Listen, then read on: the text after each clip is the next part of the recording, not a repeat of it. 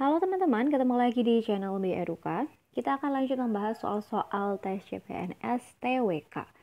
Sebelum kita lanjut membahas soalnya, jangan lupa untuk subscribe, like, and share video ini sebanyak-banyaknya. Oke, kita langsung saja ke soal nomor 1.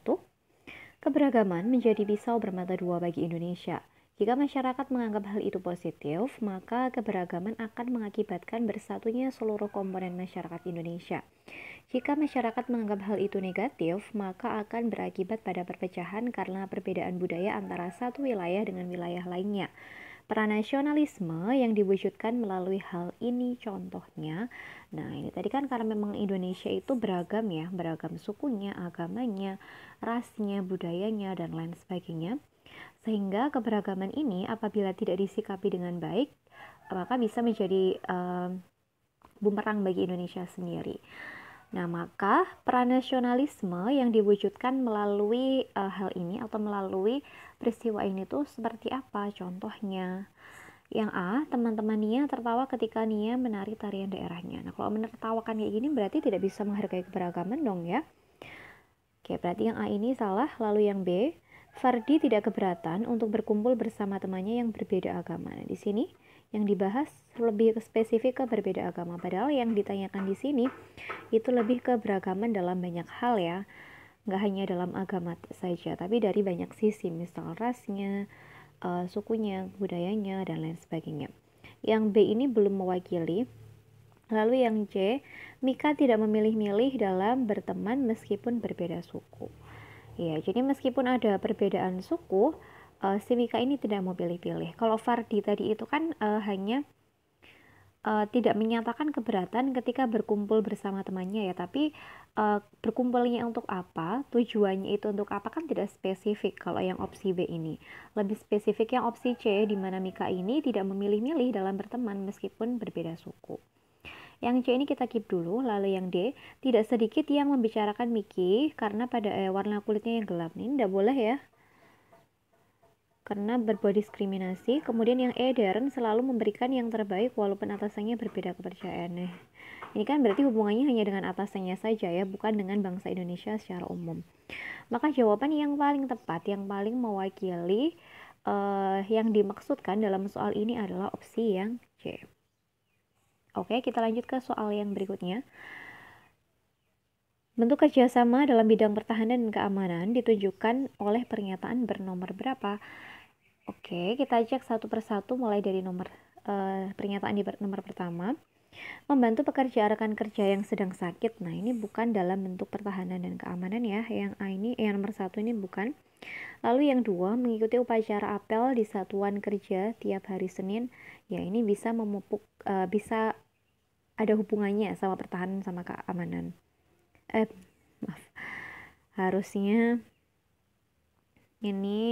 yang ini adalah salah. Kemudian yang ini harusnya benar. Oke, kemudian yang 3, membuka usaha di lingkungan perumahan. Ini tidak ada hubungannya dengan keamanan dan pertahanan. Lalu yang nomor 4, menjadi anggota TNI. Ya oke. Lalu yang 5, mengikuti pemilihan kepala desa, tidak ada hubungannya. Lalu yang nomor 6, mengikuti suskamling di lingkungan masyarakat. Nah, ini benar ya, karena bisa mempertahankan keamanan. Sehingga pernyataan yang benar itu ditunjukkan oleh pernyataan yang bernomor 2, 4, sama 6. Berarti yang D. Oke, kita lanjut ke soal nomor 3. Ini bacaannya cukup panjang. Kita langsung saja baca mulai dari sini ya, untuk mempersingkat waktu. Artinya nasionalisme itu dimulai dari adanya kesadaran. Dari kesadaran itu tumbuhlah yang namanya cinta. Kesadaran akan tanggung jawab sebagai bagian dari masyarakat, diiringi cinta yang tumbuh kepada bangsa inilah yang membawa masyarakat kepada perjuangan yang tidak setengah-setengah. Perilaku yang dapat dilakukan pada generasi muda memupuk jiwa nasionalisme, yaitu tadi kan untuk menumbuhkan rasa nasionalisme itu ya harus berawal dari kesadaran. Dari kesadaran itu menumbuhkan rasa cinta. Nah, kira-kira dari opsi A sampai E itu mana yang menunjukkan? Yang A, aktif dalam mempromosikan kebudayaan daerah masing-masing. Nah, kenapa kok cuma daerahnya masing-masing? Padahal kita ini kan satu Indonesia ya. Jadi seharusnya ya yang kita perkenalkan, yang kita unggulkan ya jangan hanya cuma kebudayaan daerah sendiri gitu, tapi ya secara global.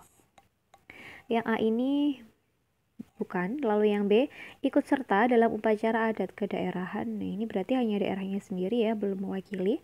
Lalu yang C, menggunakan sosmed untuk hal-hal viral di tempat tinggal sekitarnya. Nah, ini cuma viral, tapi kalau ternyata tidak benar gimana? Kalau hanya hoax saja.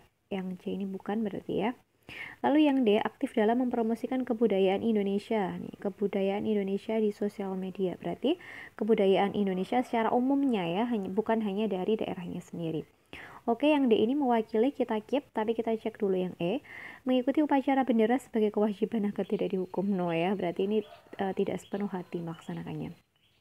Sehingga jawaban untuk soal nomor 3 ini adalah opsi yang D.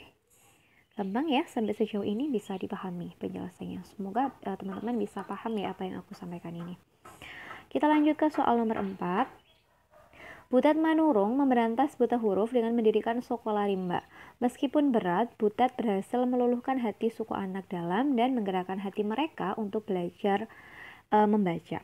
Membaca adalah jendela dunia. Ketika masyarakat bisa membaca, mereka tidak akan bisa ditipu oleh oknum yang menyodorkan proposal mengambil tanah mereka. Tindakan Butet Manurung apabila dilihat dari pengamalan nilai-nilai Pancasila dapat digolongkan dalam bentuk apa?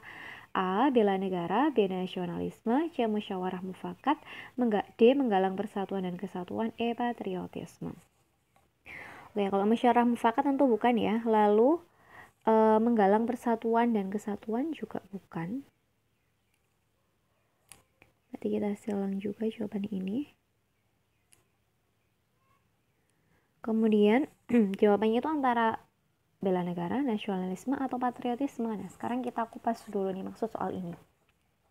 Di dalam soal ini tuh dijelaskan bahwa Butet Manurung ini rela berjuang ya. Maksudnya dia tuh melakukan banyak pengorbanan untuk bisa mendirikan sekolah rimba dan meluluhkan hati suku anak dalam supaya mereka tuh mau belajar gitu. Jadi si Butet Manurung ini rela melakukan sejumlah pengorbanan untuk bisa mewujudkan tujuannya tersebut.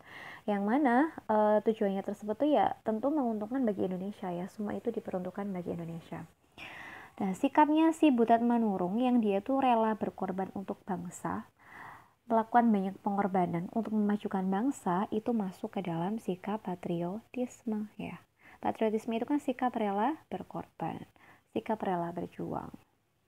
Gak ada masalah ya sampai sejauh ini.